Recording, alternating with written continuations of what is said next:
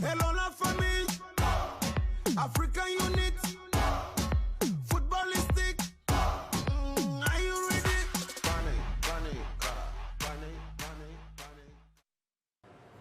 Mesdames, Messieurs, fidèles téléspectateurs de la belle radio et télévision, la chaîne panafricaine internationale, bonjour et ravi de vous retrouver pour ce nouveau rendez-vous de Focus CAN. Focus CAN qui va bien sûr s'appesantir sur la Coupe d'Afrique des Nations de football qui a démarré hier en Égypte avec une entrée un peu timide de l'équipe qui accueille la compétition en compagnie de certains confrères et d'un public composé particulièrement d'hommes. Bonjour. Bonjour Aziz. Bonjour Marie-Paul. François Binet, bonjour. Bonjour. Nous allons en compagnie également d'Asta Bousso et de Willy, notre confrère du service anglais, faire le tour de la question. On rappelle que le thème de ce jour est lié aux primes, aux problèmes de primes au sein des sélections africaines, problème récurrent. On a eu quelques bruits du côté du Zimbabwe et aussi du Cameroun qui a finalement pu rallier l'Égypte hier. Mais avant, on va faire le tour pour revenir sur les temps forts de la journée d'hier avec notamment la cérémonie d'ouverture, une cérémonie d'ouverture rehaussée par la présence du président Abdel Fattah al-Sisi et avec un décor pyramidal, on va dire. L'Égypte est un pays de pyramides. C'est la caractéristique même du pays, donc elle se base sur ce qui fait de mieux en termes de touristes, donc de tourisme, pour pouvoir donner l'image pyramidale, naturellement, de l'Égypte, parce que c'est ce qui fait l'identité culturelle de ce pays. L'Égypte, un pays touristique, et d'ailleurs Saoud, l'un des ressortissants de ce pays qui était sur ce plateau, l'a rappelé, et les pyramides, c'est aussi pour vendre le tourisme dans le pays, pour vendre cette destination, Marie-Paul. Bien sûr, les pyramides, mais également des pharaons, à l'image de la mascotte qui a été choisie pour cette CAN 2019. Mais comme tu l'as dit tantôt, Saïd nous l'a dit hier, l'Égypte, c'est un grand pays et qui accueillera massivement des touristes durant un mois. Des touristes durant un mois. On rappelle que la cérémonie a été très colorée et en Égypte actuellement les températures sont fortes pendant la journée. Il a fallu attendre un peu plus tard le soir pour voir le premier match se jouer et nous aurons probablement dans un moment les séquences de ce match, les temps forts de l'opposition entre les Warriors du Zimbabwe et les Pharaons d'Égypte. Mais finalement hier on a eu le sentiment quand même que Mohamed Salah a joué pour l'équipe. Oui, contrairement je veux te couper la parole François, contrairement à ce que moi j'aurais pensé de voir un Mohamed Salah plutôt individualiste comme il a l'habitude de l'être. Là plutôt Mohamed Salah, il a joué le ballon, il a fait passer le ballon, bien qu'il n'ait pas mis un but au fond de filet, c'est Trezeguet qui l'a fait.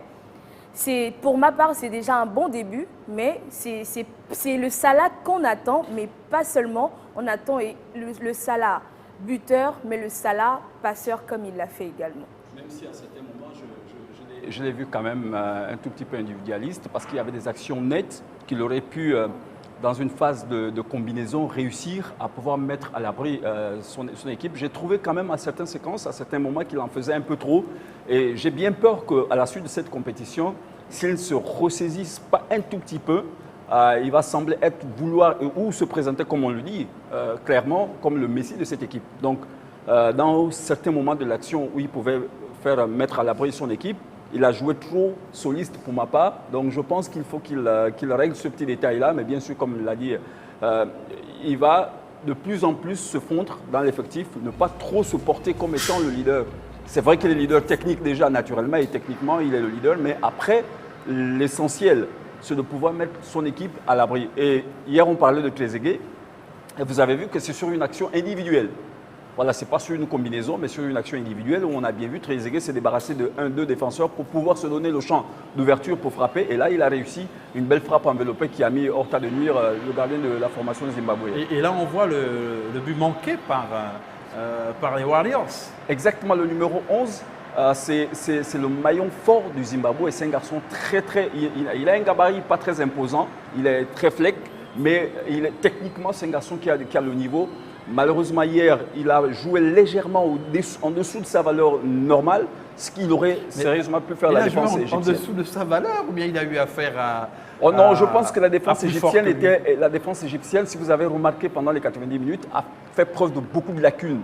Beaucoup de lacunes. Elle doit son salut non seulement au manque d'efficacité et surtout au niveau de la maturité de l'attaque zimbabwéenne qui ne s'est pas portée très vite avec des jeux, avec beaucoup de conviction, je vais dire. Or là, au niveau des Égyptiens, on avait à partir du milieu du terrain jusqu'en attaque, une équipe très aguerrie, avec des joueurs qui ont à peu près 38 à 35 ans, donc qui ont une certaine maturité dans le placement tactique et qui a mis en difficulté justement le milieu défensif. C'est comme je le disais hier, l'Égypte, c'est une équipe forte, une des favoris de cette 32e édition de la Coupe d'Afrique des Nations, mais également on s'attendait peut-être à un Zimbabwe fébrile. Ce que le Zimbabwe nous a prouvé, c'est qu'ils sont capables, ils ont été capables de tenir tête à l'Égypte, ce qu'ils ont fait. Parce que pour ma part, pour certains, ils ne s'attendaient pas à ce jeu-là du Zimbabwe. Le Zimbabwe l'a prouvé, les Warriors l'ont prouvé qu'ils sont capables. D'où, pour ma part, le 1-0, que des scores un peu que les gens ont qualifié de 3-4. Déjà, ce but a un peu libéré. Un score très serré, mais attention, il ne faut pas non plus s'y méprendre. Les pharaons d'Égypte restent les pharaons. Oui, bien sûr. L'équipe va peut-être monter en puissance. Mais c'est naturel. Non, ce n'est qu'un premier match. Au fur et à mesure que la compétition avance, parce que les pharaons n'auront certainement pas le même comportement face à une équipe plus aguerrie.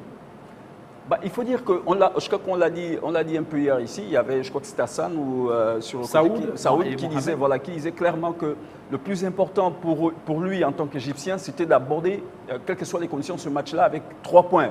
Pas le nombre de buts, mais avec 3 points. Et il se trouve que un but encaissé, du moins marqué par l'Égypte, lui permet d'avoir ces 3 points. Et à l'entame d'une compétition comme celle-là aussi relevée, et qui plus est, vous recevez chez vous, je pense que ce que les Égyptiens ont dû retenir hier, c'est tout simplement la victoire et pas autre chose. Et il faut rappeler que depuis 2 ou 3 éditions, c'est la première fois que le pays organisateur s'impose en ouverture.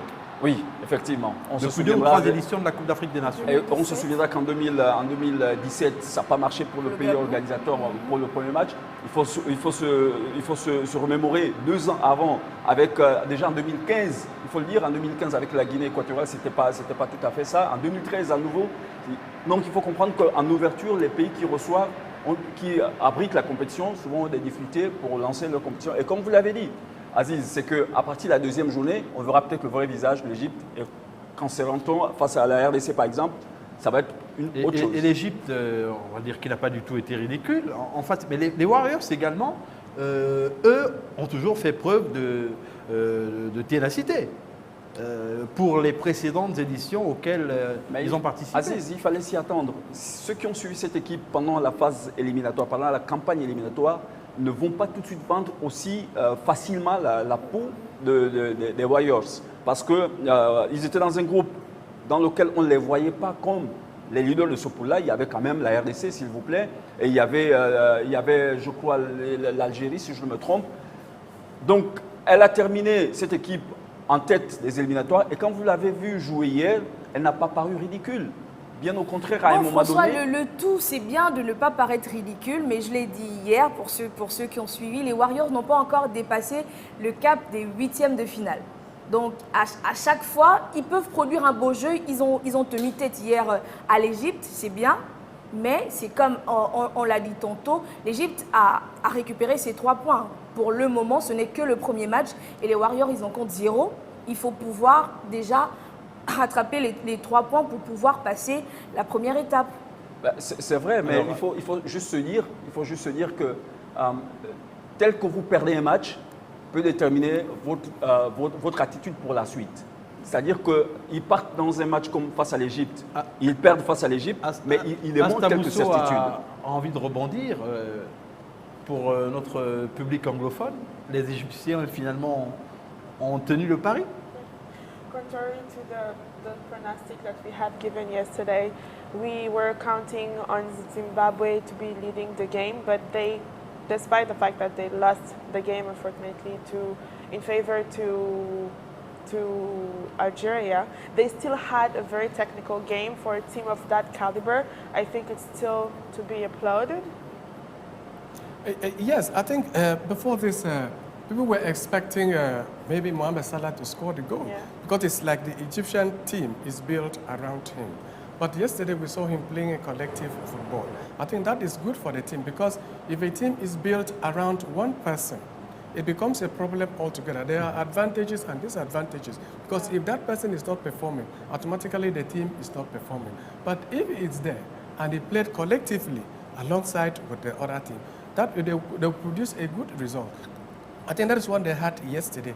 Before this, one would have thought maybe it is in Cairo, the intimidating crowd. Yeah. Maybe Egypt would have consumed Zimbabwe, but the Zimbabweans give a good account of themselves. They will say, okay, we have lost 1-0, we still have 2 matches to go. I think we can produce something there. It was really was a good start for the Egyptians, and Zimbabwe did not did badly altogether.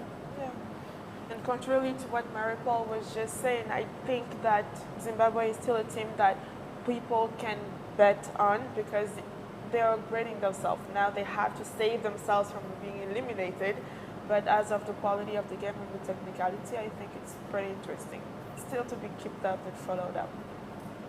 Yeah. Le Zimbabwe qui a failli inscrire un but à la fin, un but d'égalisation. Mais bien sûr, c'est pour ça que je voulais revenir par rapport à ce que Marie-Paul dit. Vous savez, c'est-à-dire que le Zimbabwe se dit finalement, il suffit qu'ils aient quelques réglages à faire.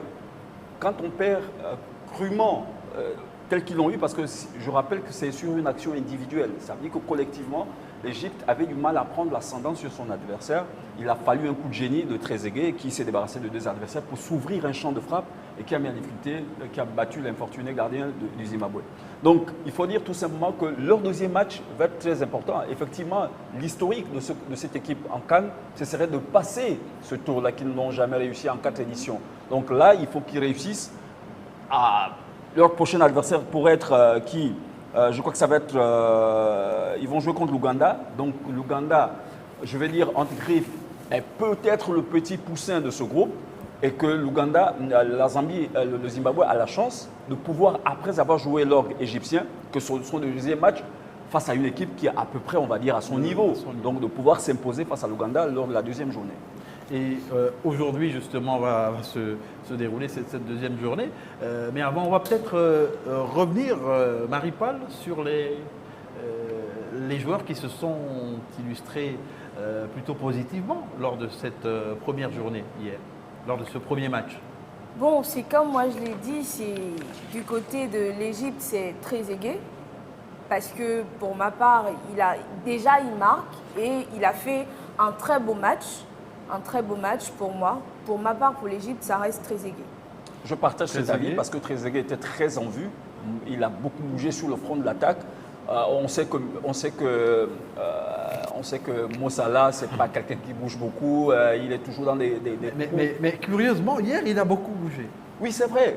Mais quand j'ai dit dans ce sens qu'il était moins visible que Trezeguet. Après, il faut savoir qu'en Égypte, en général, ce sont ces 2 joueurs-là qui sont très attendus.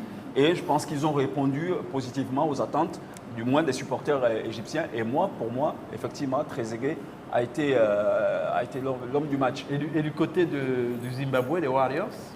Bon, pour ma part, du côté du Zimbabwe, c'est Bilat. Bilat, si je me trompe pour la prononciation. Le numéro 11. Le 211, Bilat. Moussena, je le voyais, mais c'est vrai qu'il a été présent, mais pas aussi présent pour ma part que Bilat. Exactement, il avait un petit souci quand même parce qu'il fallait qu'il fasse le lien entre le milieu de terrain et l'attaque. Donc il fallait qu'il gère cette jonction-là, mais pouvait pas, il est très jeune c'est vrai, mais faire en même temps être en attaque et en milieu de terrain chercher les ballons alors qu'ils étaient sevrés de ballons au niveau de l'attaque. Donc il fallait qu'il se replie. Et vous savez, quand un attaquant fait ce genre de flux et reflux, milieu de terrain, attaque, la lucidité après, devant, devient un peu difficile. Donc ils avaient un souci au milieu de terrain. Le milieu de terrain était complètement... Mesdames, en dehors de Bilat, il y a peut-être d'autres joueurs, parce que c'est vrai qu'il s'est fait remarquer avec un look particulier et véritablement bantou. Il y a eu d'autres d'autres Moi, identités peut-être pas au niveau remarquables du dans look, l'équipe, peut-être pas au niveau du Marie-Paul. look. Moi, c'est peut-être pas au niveau du look, hein. Moi, c'est plutôt au niveau Non, mis à part le du look, gardien. dans le jeu, on a observé d'autres. Oui, joueurs c'est qui ont comme moi été je l'ai dit tantôt, moi c'est ceux qui m'ont beaucoup plu, c'est Bilat, mais Mussona aussi, bien que comme François l'a dit tantôt, 90 minutes c'est lourd de faire tous ces allers-retours, mais pour moi ça reste après Bilat, Mussona. Alors, il y a eu un changement de gardien à Stade et les Zimbabwéens, finalement, ils ont aussi de très bons gardiens. Parce que le remplaçant, finalement, a également été à la hauteur. Oui, bien sûr. Et qu'est-ce que Willy pense du niveau des gardiens de but zimbabwéens? I think if you go to a tournament of this nature, you must go with your best. So whether it is the first goalkeeper that is there or the other ones that have not been there, they are as good as the first choice goalkeeper. And that is why they were picked to represent their country. So you don't just go, in a team like this, in a competition like this, a player is not picked because it is just to be picked. It is to be picked because even when you are replaced, you can even be better than the first one that has been picked. So that is why every players there are very good, and the coach do not make any mistake in picking them to represent their country. So I believe Zimbabwe had a good game. They still have to go back to look at the drawing board. What did we do wrong? We have created maybe one or two chances. We could have taken one, and they failed to do it. Or was it the player, the striker, a bit timid in front of the goalkeeper? I think if we could have make it clinical, they could have even ended the game in a draw. As you have seen some creative chances there. We believe that maybe in their next game, they are going to step up their game and do better than what they did against Zimbabwe, Egypt. Et aujourd'hui, pour la suite de la compétition, on a 3 matchs, Marie-Paul. Oui, 3 matchs à l'ordre du jour. On a le Madagascar qui jouera face à la Guinée. Ça, ce sera dans le compte du match de ce soir. Et donc, on a d'abord RDC-Ouganda. RDC-Ouganda Premier match à la groupe A, mi-journée. pour le groupe A. Deuxième Ensuite, match du groupe A. Nigeria-Burundi Burundi. dans le groupe B. Ça, c'est le groupe B. Voilà. Et Guinée-Madagascar, ce sera pour un peu plus tard. Nigeria-Burundi. Le Burundi, Marie-Paul rappelle quelque chose d'un peu triste. Burundi, oui, rappelle quelque chose d'un peu triste parce que c'est le Burundi qui élimine le Gabon à Libreville. Bon, du moins pour le match à Libreville et pour le match retour à Bujumbura. On a vu un Pierre-Emerick pas très en forme, mais bon, c'est le Burundi. Le Gabon, il est resté. On laisse au Burundi une chance peut-être, mais c'est avec le cœur lourd. Ce qui est sûr, c'est que je ne supporterai pas le Burundi. Ça, c'est sûr. Je ne supporterai pas le Burundi. Non, je ne supporterai pas le Burundi durant cette CAN. Alors, Willy, le Burundi sera opposé au Nigeria. Le Burundi se qualifie pour la première fois. Du côté du Nigeria, va avoir une présentation sommaire de l'équipe. Yes, on paper, it is you would think Nigeria is favori, as they say. But in a tournament like this, you do not underrate any team that have qualified for a competition of this nature. Yes, Burundi will want to give a good account of themselves. And Nigeria, I think, because the last report that we had is that about 4 players were sick, even on training. And Samuel Kalu failed during the training, and the information that we have is that the doctor says he's doing well. So if we believe that if all is well in the camp, and the coach said he wants to win the match to put Nigeria in the right frame of spirit to go out for the other matches, we expect that Nigeria should get the team, go out there and play their good game and then win the match for a good start for them. I'm happy that they don't have issue of money here because that has always been the case. The players were not paid their allowances. I think this time around we do not have it in the Nigerian side. We believe that they are going to go out there, give a good account of themselves, not to underrate Burundi. Because if you do it, you are doing it at your own peril. Burundi might win the game. All the teams that are 24 teams that are there in the tournament, any team there can win the competition. So what is there is that you go out there, you play your team, you play your game, create your chances, and then you take it. So with that, if Nigeria can do it, we expect a good game. Instant, le Nigeria arrive avec l'une des équipes les plus jeunes de la compétition. Peut-être que du côté du climat, de la température ambiante, ça pourrait gêner. I don't think these teams come into this country and this competition being unprepared to face the different challenges that can come their way. As Willie just explained, Nigeria is one of the favorite teams. We know their evolution and their technicality. Despite the fact that Burundi has a younger team in age, I don't necessarily think that it would be the greatest challenge when they will face Nigeria in the future. Un gros challenge, hein. Il faut le signaler. Le Burundi, c'est pas une équipe minime, mais pour moi, c'est une petite équipe face au Nigeria qui fait partie des équipes favorites pour cette compétition. Le Burundi se qualifie in extremis. Outsider pour cette édition. Oui, quand même, hein, moi je Pour pense. Nigeria. Nigeria. Mais Oui, si on part sur l'indice CAF par rapport aux des éditions précédentes, on peut classer le Nigeria comme outsider. N'oublions pas qu'elle n'était pas présente l'édition précédente et que ça fait un bon bout de temps que le Nigeria sur l'échiquier continental, à part 2013, où ils avaient réussi à arriver en finale et s'imposer face au Burkina Faso.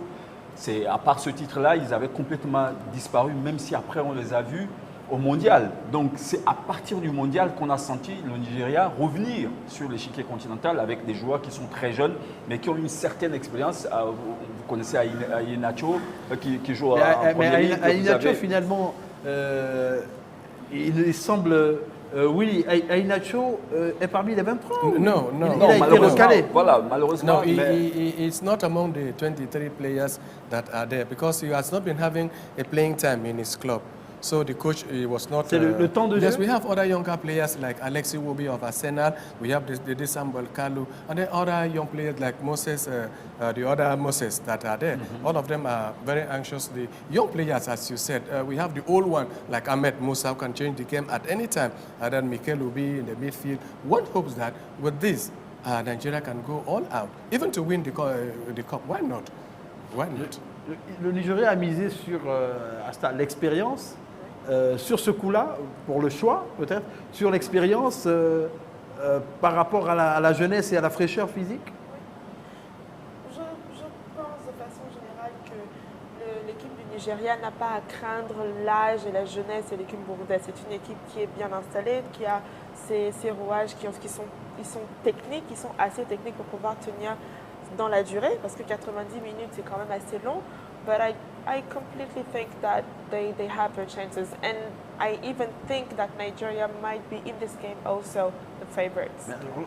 Mais il faut faire très attention à cette équipe burundaise. On a eu l'occasion de voir cette équipe évoluer ici à Libreville.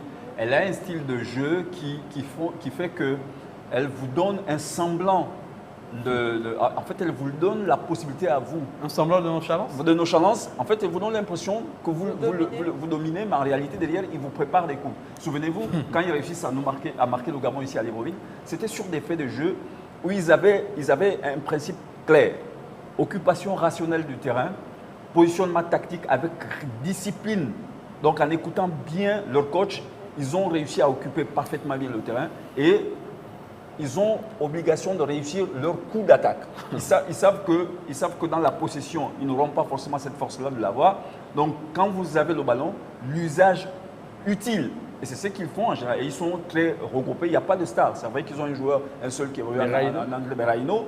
Mais à part Berahino, le reste, c'est vraiment une équipe. Ce n'est pas une sélection, mais une équipe. Parfois, les équipes comme le Nigeria se comportent comme des sélections en général. C'est-à-dire qu'une compilation de stars qui arrivent, malheureusement, parfois, en compétition officielle, ne réussissent pas à faire un bloc équipe pour pouvoir jouer les uns pour les autres.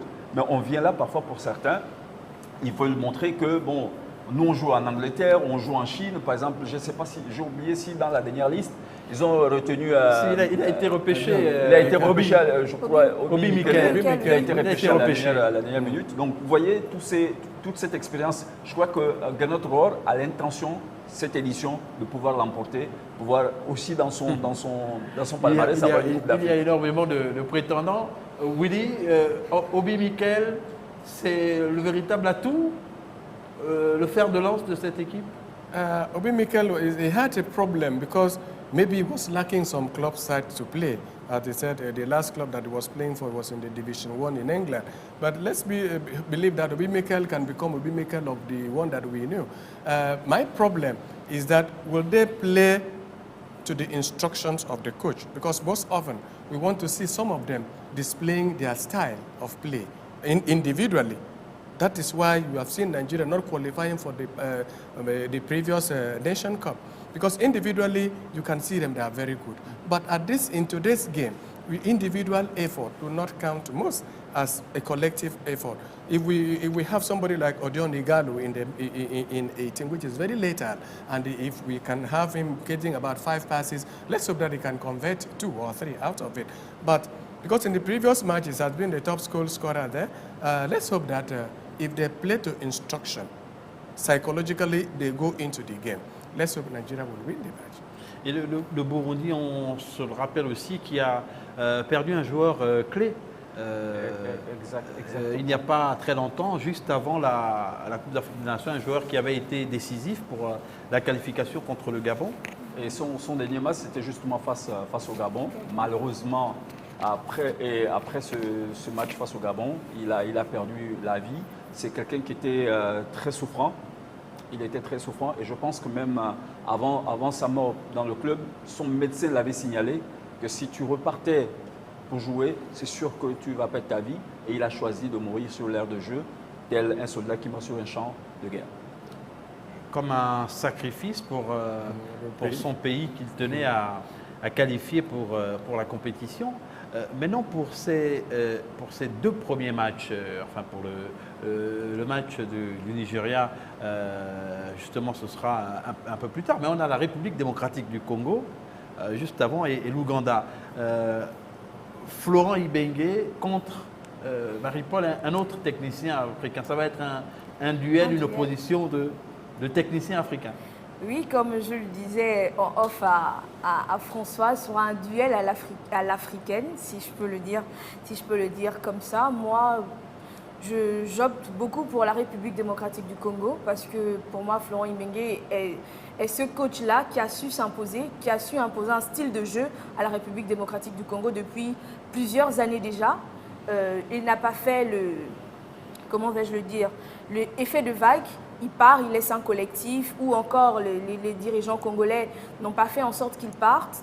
Il est resté jusque-là, bien que le Congo ne soit pas allé très loin en Coupe d'Afrique des Nations. Mais il est encore là, une fois de plus, et l'on espère qu'avec le collectif qu'il tient depuis la République démocratique du Congo, parce qu'il faut le dire, il les tient également en club, donc il évolue avec ces mêmes joueurs-là durant la saison des clubs. Et puis là, il revient avec eux dans une grande compétition qu'est la CAN.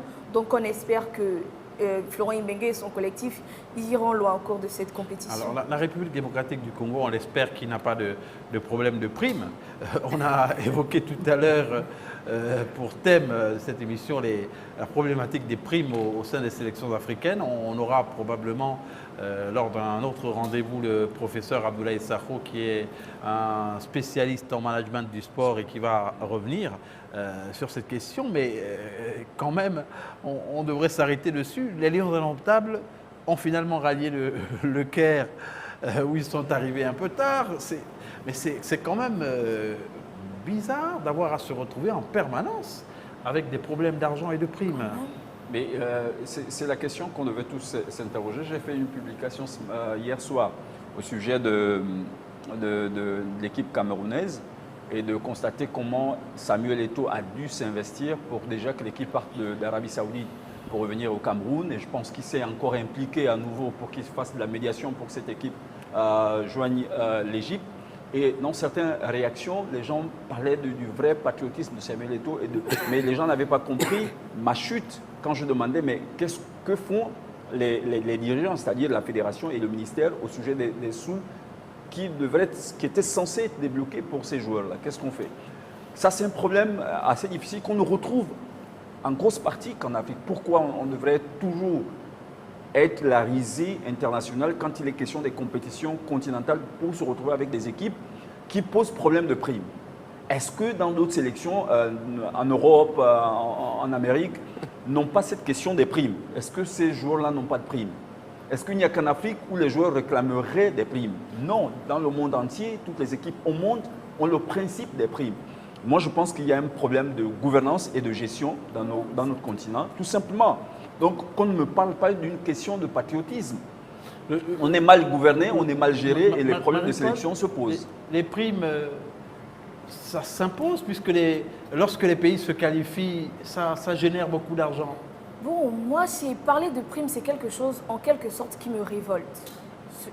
Parce que au XXIe siècle, on estime que le football africain a pris quand même de l'avance par rapport à il y a 10 ou plusieurs années en arrière.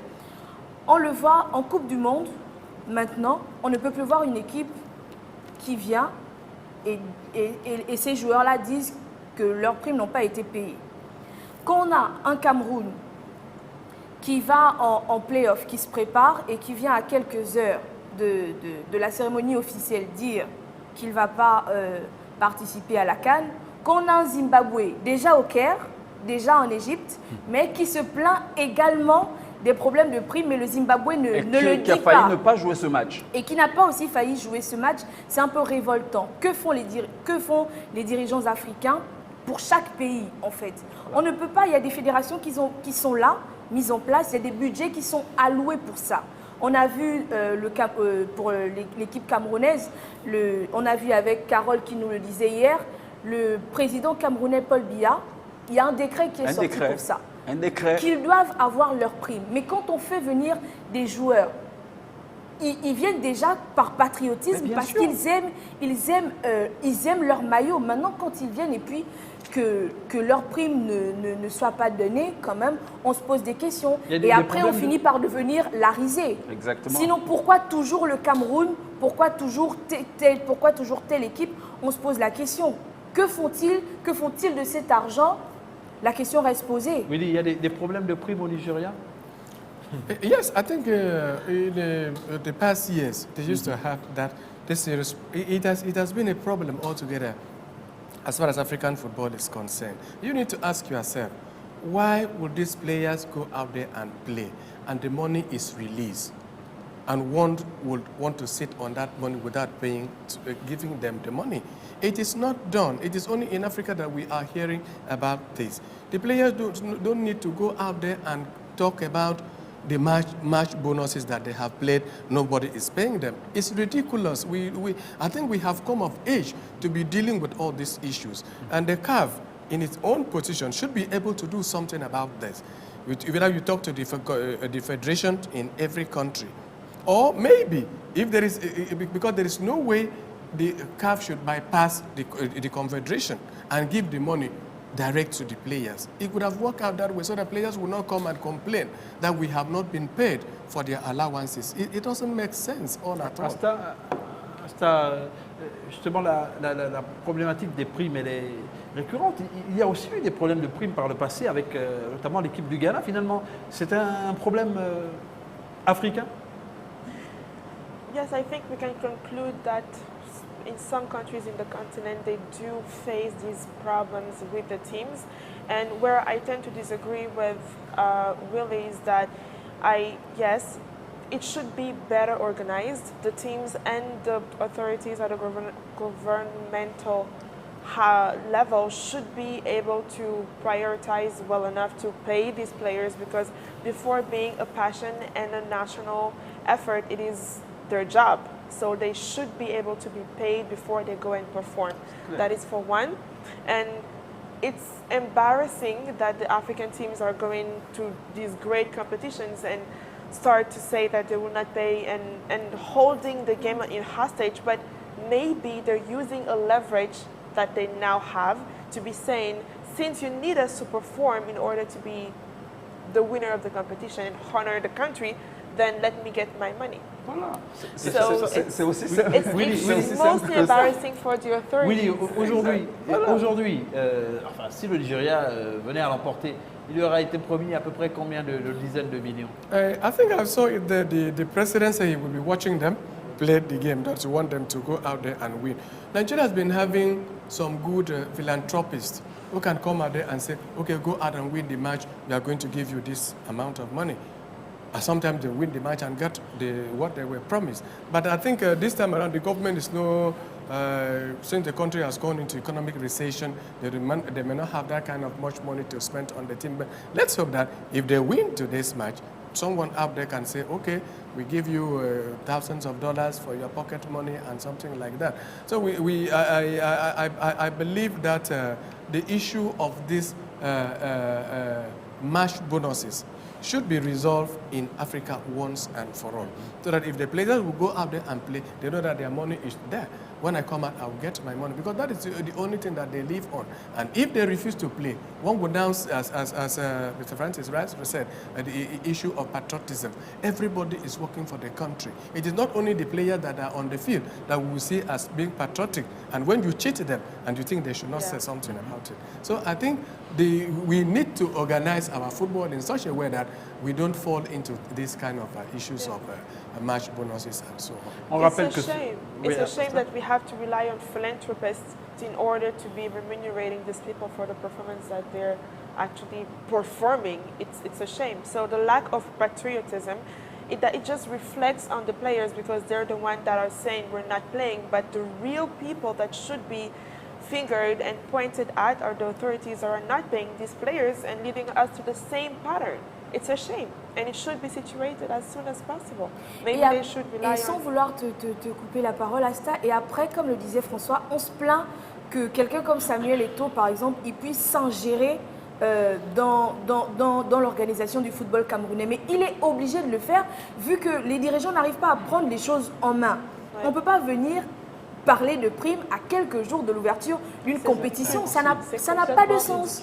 Et après, on se plaint de l'ingérence, par exemple, de Samuel Eto'o ou encore de Drogba en Côte d'Ivoire.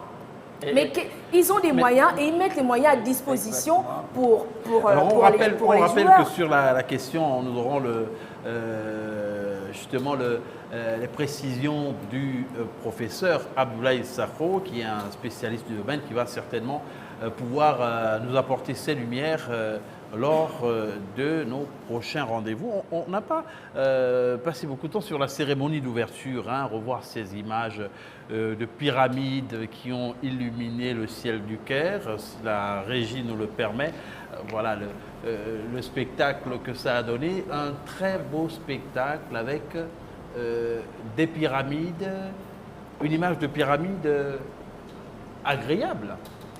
Oui, moi, dans toute compétition, quelle qu'elle soit, tout ce qui me plaît au départ, c'est toujours la cérémonie d'ouverture et la cérémonie de clôture. Parce que là, le pays organisateur met le paquet. Ouais. Chacun essaie de représenter un pan de sa culture. Et moi, l'Égypte, c'est un pays qui façonne. C'est un beau pays culturellement, c'est un pays qui parle. Et le pays organisateur a essayé de mettre les petits plats dans les grands, sinon beaucoup plus de grands, parce qu'on voit avec les feux d'artifice, les pyramides, les pharaons et tout. Pour moi, c'est plus que magnifique.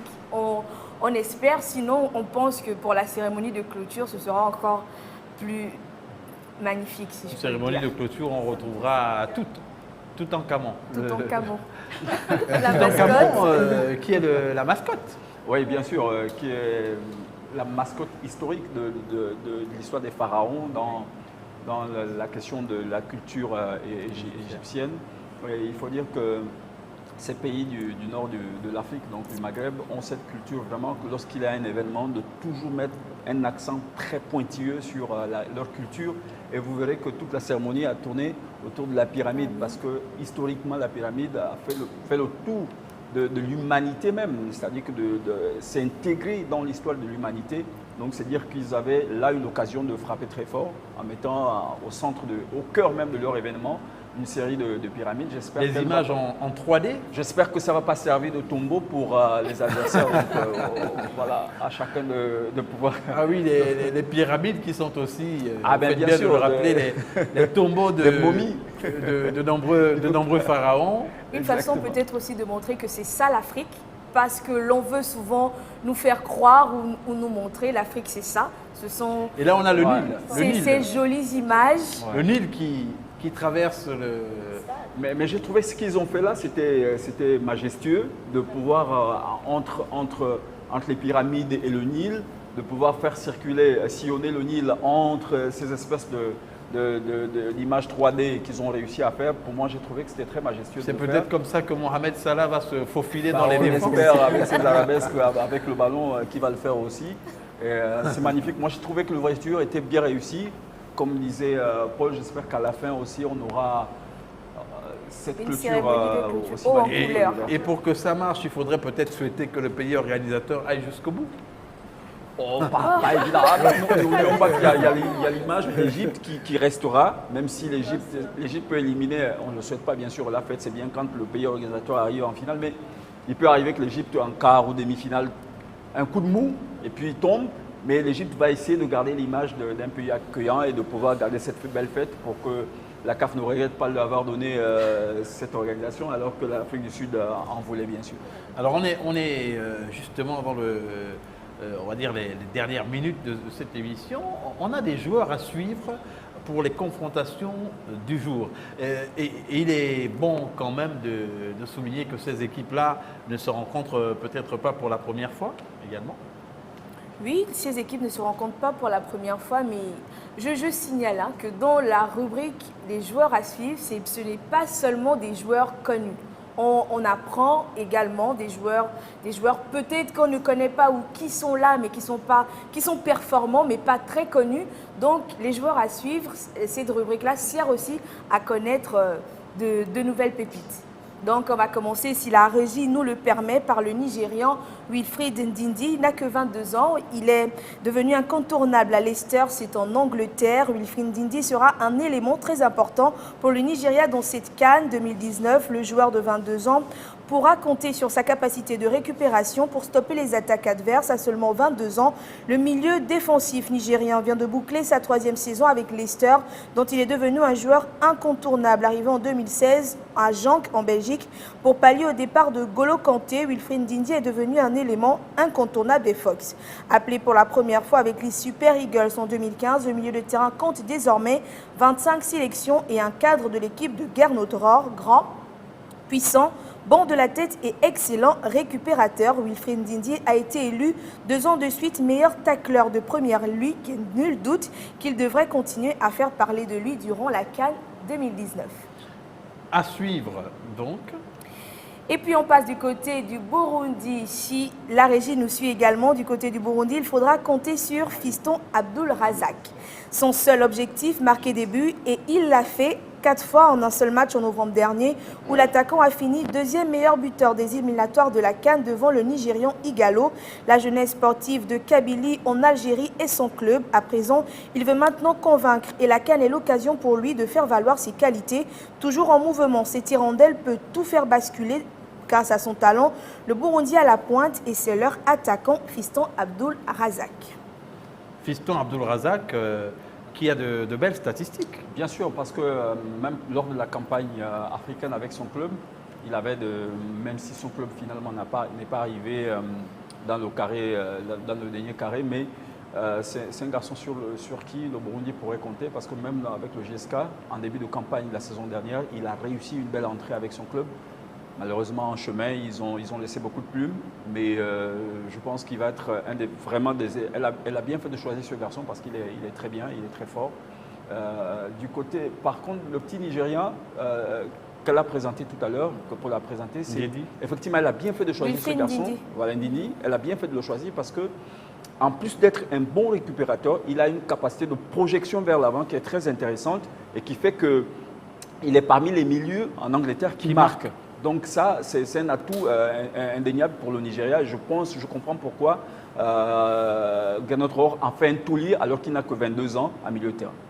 Et il a sur le plan athlétique également, il a de la S'il continue prestance. dans cette dynamique-là, il pourrait être le futur N'Golo Kanté. Parce que ce qui fait la force de N'Golo Kanté, il est à peu près dans son couloir. C'est-à-dire que quelqu'un qui a une ébauche d'énergie lors de récupération et il a cette lucidité-là de pouvoir se projeter et être offensivement efficace. Et ça, ce n'est pas normalement le propre des joueurs récupérateurs, voilà, défenseurs, des milieux défensifs qui récupèrent et qui doivent céder au milieu offensif. Mais ce style de jeu, on le retrouve généralement que chez ce jeune homme-là et chez N'Golo Kanté, à la fois défensif et aussi capable de se porter vers l'attaque. Une façon peut-être de dire que Gernot Rohr n'a pas fait seulement confiance aux anciens, il compte aussi sur cette jeunesse-là, cette relève-là pour pouvoir venir en appui à des joueurs tels que Moses. Il a commencé le rajeunissement après les éliminatoires de la Coupe du Monde. Oui. Donc il a commencé la Coupe du Monde. À ce moment-là, il a commencé à intégrer plusieurs jeunes. Mais il faut je noter pense qu'il qu'à est la- dans une qu'à la- projection. Oui, exactement. Il faut noter qu'à la Coupe du Monde, déjà, le Nigeria avait l'une des équipes les Les plus plus jeunes, jeunes, oui, tout à fait. qui avait la Avec moyenne des d'âge la équipes, plus...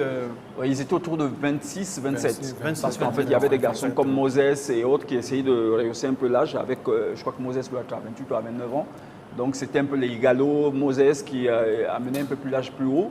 Mais c'était une des jeunes. Marie, Et puis toi, on a dans- encore deux joueurs à nous présenter. Oui, là on va du côté de la Guinée. Lui, il n'a que 21 ans. Lui, c'est Amadou Diawara. Il vient de terminer sa 3e saison avec Naples où il s'est illustré en tant que milieu défensif pour ses qualités de ratisseur, de relanceur et son intelligence tactique. Le jeune Guinéen a un peu moins joué cette saison sous les ordres de Carlo Ancelotti, mais son potentiel suscite les convoitises des clubs tels que l'Atlético de Madrid ou encore le Milan AC. Arrivé très jeune en Italie, Amadou Diawara aurait pu prétendre à la sélection italienne, mais il a finalement choisi la Guinée en octobre dernier. Depuis, il a honoré 3 sélections avec le CI national où il épaule au milieu de terrain la star de l'équipe, Naby Keïta, tout fraîchement vainqueur de la Ligue des Champions avec Liverpool. Il faut, Naby Keïta, oui, il est accompagné à milieu de terrain avec de très très bons joueurs. Lui, il a failli ne même pas venir parce qu'il y a quelques jours déjà, il n'était pas dans l'effectif et il a rejoint. Je crois qu'avant d'aller en Égypte, il a vite rejoint l'équipe et c'était même. Il fallait voir, le vestiaire était très heureux parce que Nabil et je pense que ah oui, la Naby Guinée- Keïta était incertain. Oui, il était incertain. Déjà incertain dans un premier temps à cause d'une blessure, il y a quelques mois déjà. Avant même la finale, les gens étaient incertains. Voilà, heureusement qu'après la finale, on s'est rendu compte qu'il pouvait venir en sélection. En plus de venir en sélection avec cette incertitude qu'il y avait suite à cette blessure, mais il y avait aussi des conflits qui sont nés au sein du groupe qui a failli faire que ce garçon ne vienne pas en sélection. Et heureusement que pour la Guinée, tout est rentré dans l'ordre. Il a regagné l'équipe. Et je crois que la Guinée, pour moi, la difficulté de la Guinée, souvent en CAN, c'est un peu comme on peut parler de la Belgique pour l'Europe. C'est-à-dire qu'avec une belle brochette de joueurs qui arrivent toujours dans une compétition, malheureusement, l'esprit de compétition ne les habite pas souvent et qu'ils sortent souvent là avec beaucoup de regrets. Et les observateurs souvent disent que c'est une belle équipe qui joue très bien, mais n'arrive pas toujours au bout de leurs ambitions. Et là, on espère que pour la Guinée, ils vont essayer d'aller, pourquoi pas, en demi-finale. Et ben on finit avec Madagascar. Madagascar, c'est l'équipe la plus âgée de la compétition. On finit avec eux, Madagascar, avec Faneva Andriatima, qui va devenir le premier malgache à porter le brassard de capitaine dans une Coupe d'Afrique des Nations. L'attaquant de Clermont Foot en Ligue 2 française a intégré les Baréas en 2006, alors que la sélection était au plus bas. Amiens, Beauvais, Créteil, Sochaux, Le Havre et maintenant Clermont. La carrière de Faneva s'est principalement déroulée en National et en Ligue 2 en France. Fort de près de 15 ans d'expérience internationale, il a inscrit 3 buts avec les Baréas lors des éliminatoires. Il sera le fer de lance de l'équipe malgache durant cette CAN. Madagascar qui promet peut-être de petites surprises, sait-on jamais. Ah, pourquoi pas? Ils ont fait un rappel de la diaspora. Si vous constatez que cette équipe, à partir des éliminatoires, ils ont pris presque, on va dire, près de 40% de la diaspora qui est revenue en Madagascar, dont l'un des plus connus, Jérémy Morel de Lyon. Donc ils ont tout fait pour pouvoir faire revenir tous ceux qui sont français mais qui ont des origines malgaches et qui sont revenus en sélection. Et c'est ce qui a fait que cette équipe-là a dû surprendre même des équipes comme le Sénégal qui, au match aller, a cru que c'était facile d'aller jouer le Madagascar à Antananarivo. Mais là, ils vont avec une équipe à l'intérieur qui ont des certitudes, mais des incertitudes pour l'extérieur. Parce que ceux qui vont recevoir cette équipe-là Mais les certitudes que ces joueurs-là. mais c'est le vivre ensemble qu'ils ont créé en fait. C'est ce vivre ensemble-là, ce collectif, cette famille qu'ils ont créé. Parce que si vous avez suivi le reportage ces derniers mois qui est fait sur cette formation, vous allez vous rendre compte de la vie de groupe qu'il y a à cet intérieur-là. Donc qu'ils aillent perdre ou gagner, vous verrez qu'ils vont garder ce noyau-là de famille qu'ils ont créé. Mais c'est l'inconnu pour ceux qui vont les affronter pendant cette CAN. Peut-être que le Sénégal qui l'avait déjà affronté va peut-être donner quelques tuyaux aux autres, faites attention à cette formation-là. Mais pour le reste, cette équipe-là vient dans l'inconnu, non seulement l'inconnu de la compétition, mais pour ses adversaires qui vont l'affronter sans savoir. Et ça va être très dangereux. Très dangereux. Il faudra faire très attention avec ces petites équipes qui viennent pour la première fois. Il faudra se méfier. On attendra la fin du match Guinée-Madagascar. Et on va s'essayer à quelques pronostics, même si le meilleur doit l'emporter. Alors, on a République démocratique du Congo-Ouganda, ces deux pays qui se connaissent bien parce qu'ils sont voisins. Ils sont voisins, il y a certaines compétitions qu'ils partagent ensemble. Dans certaines zones, on peut parler le Swahili en Ouganda et en RDC. Donc, au niveau culturel, il y a quelques similitudes. Donc, je pense qu'ils ne sont pas très loin, mais là, sportivement, c'est l'écart qu'il y a là. Le score pour vous? Oh, je ne sais pas. Non, je ne vais pas me mouiller, mais je pense que je mettrai une petite pièce pour la RDC. Une petite pièce pour la RDC, Asta? Moi, je pencherais plus pour Ouganda. I think they, compared to the game that they last played at the Net-Basin tournament, when Uganda has won the game, the last time the both teams were confronted, I would tend to choose Uganda. Uganda, I think Uganda has a good goalkeeper there. Dennis Young, who is playing for Mamelodi Sundowns. Maybe they can count on them. Could be each team that will create a chance might be able to score. I'm seeing a draw there. Le score en faveur de l'Ouganda? Uganda, nil, match nil. Marie-Paul? Bon, moi je prône pour l'expérience de Florent Ibenge et je vais sur un 2-0 pour la République démocratique du Congo. Alors juste après, on va y aller un peu plus vite. Nigeria-Burundi. Bon, moi je vois peut-être un match nul. Je vois peut-être un match nul. Asta, Nigeria-Burundi. Same. Fair game. Willy? 3-0. Igalo is going to score too. Du même avis que Joseph William. 3-0 en faveur du Nigeria. Parce que pour moi, le Nigeria reste un des grands favoris de cette compétition. Et pour le dernier match, Guinée-Madagascar? Non, la Guinée va s'imposer difficilement, mais la Guinée va s'imposer quand même. La Guinée va s'imposer sur un court score? Ouais, moi, je pense sur un 1-0. Moi, je pense sur le plus petit des scores. Ça sera étriqué, ouais. Bah, écoutez, on verra bien. En tout cas, que le meilleur s'impose sur chacune de ces rencontres. Et on vous retrouvera demain autour de Marie-Paul Redombina pour un nouveau numéro de Focus CAN sur la belle radio et télévision, la chaîne panafricaine internationale. Merci d'avoir été en notre compagnie et surtout très bonne suite de programme.